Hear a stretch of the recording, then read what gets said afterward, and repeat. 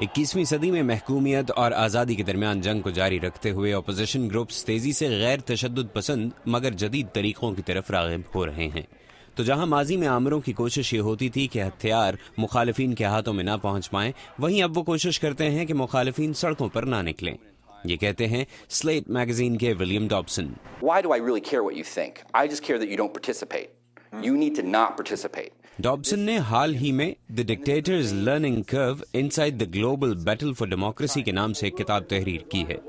سرجا پوپووک سربین student movement کے بانی leader ہیں۔ اس موومنٹ نے سن 2000 میں سابق سربین آمر سلوبودان ملوسووچ کے اقتدار کو ختم کیا تھا۔ پوپووک کہتے ہیں کہ جو مظاہرے انہوں نے کیے تھے ان میں اور گزشتہ سال روس میں ہونے والے متنازع انتخابات کے بعد شروع ہونے والے مظاہروں میں قدر مشترک ہے۔ ان مظاہروں کی قیادت طلبہ اور مڈل کلاس کے ہاتھ میں ہے۔ وہ پرجوش ہے اور وہ مزاحیہ طریقے استعمال کر کے اپنا احتجاج سامنے لا رہے ہیں، اور آپ کو یہ سن کر حیرت ہوگی کہ کیسے مختلف گروپس، چاہے وہ خطہ عرب میں ہوں یا روس میں، ایک دوسرے سے تیزی سے سیکھ رہے ہیں، اور یہ نئی ٹیکنالوجی کی بدولت ہوا ہے۔ لیکن ماڈرن آمرانہ حکومتیں بھی مظاہرین سے سیکھ رہی ہیں۔ جارج واشنگٹن یونیورسٹی کے مارک لینچ کہتے ہیں کہ ڈکٹیٹرز بھی وہی طریقے استعمال کر رہے ہیں، یعنی مظاہرین کا مقابلہ کرنے کے لیے انٹرنیٹ، سوشل میڈیا اور SMS کا استعمال۔ 2000 کی پہلی دہائی میں بار بار یہ دیکھنے میں آیا کہ مظاہرین اور آمروں کی حکومتیں مختلف ممالک میں چلنے والی تحریکوں سے سیکھ رہی ہیں۔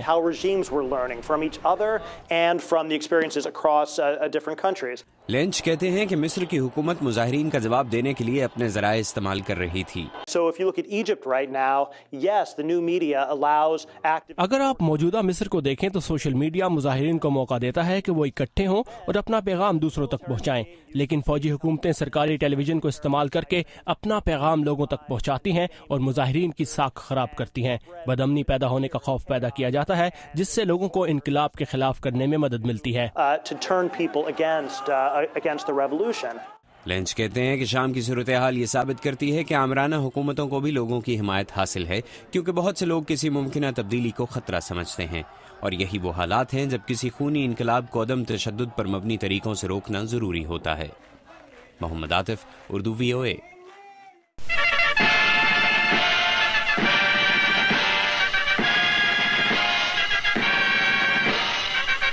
First to greet President Ayoub is American President John F. Kennedy.